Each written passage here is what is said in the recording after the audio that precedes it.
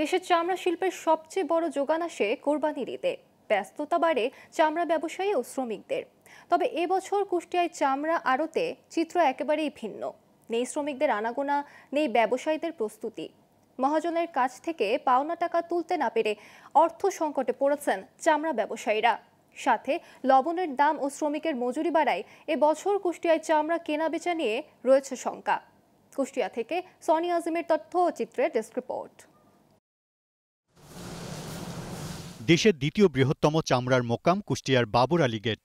এখানে চামড়া ব্যবসায়ী রয়েছে প্রায় ৪০ জন। তারা প্রতি কোরবানির ঈদে পশু চামড়া কিনে প্রক্রিয়াজাত করে পাঠান ঢাকা ও সাভারের ট্যানারিতে। তাই ঈদ এলেই ব্যস্ততা বাড়ে এসব আড়তের। তবে এবছর চামড়ার আড়তের চিত্র ভিন্ন। ট্যানারি মালিকদের কাছ থেকে পাওনা টাকা না পাওয়ায় অর্থ সংকটে পড়েছেন চামড়া ব্যবসায়ীরা। সেই সাথে লবণের দাম ও শ্রমিকের মজুরি বাড়ায় বিপাকে পড়েছে তারা।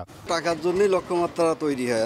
কোম্পানিরা যদি টাকা না দেয় তাহলে তো সেই লক্ষ্যমাত্রা অর্জন করা সম্ভব হয় না।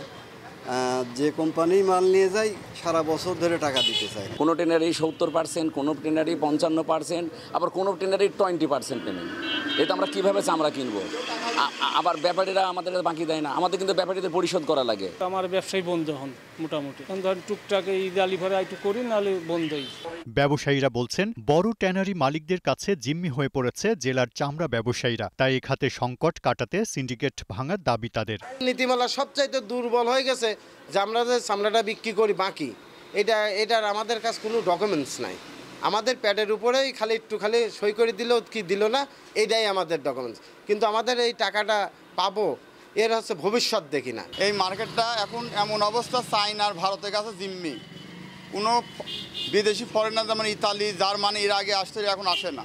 এদিকে দীর্ঘদিন ধরে ট্যানারি মালিকদের কাছ থেকে বকেয়া টাকা না পাওয়ায় ক্ষুব্ধ ব্যবসায়ী নেতারাও। চামড়া শিল্পের এই সংকট দূর করতে সরকারের কাছে স্বল্প সুদে ঋণ চান তারা।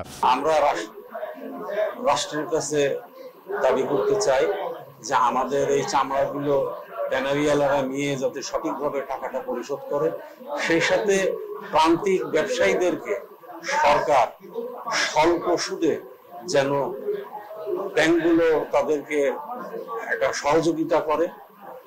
তাহলে আমার মনে হয় প্রান্তিক ব্যবসায়ীরা সঠিকভাবে চামড়া সংগ্রহ করতে পারবে। চামড়া খাতের চলমান সংকট কাটানো না গেলে এবার কোরবানির পশুর চামড়া কম বিক্রি হতে পারে বলে আশঙ্কা কুষ্টিয়ার ব্যবসায়ীদের। Global television news desk.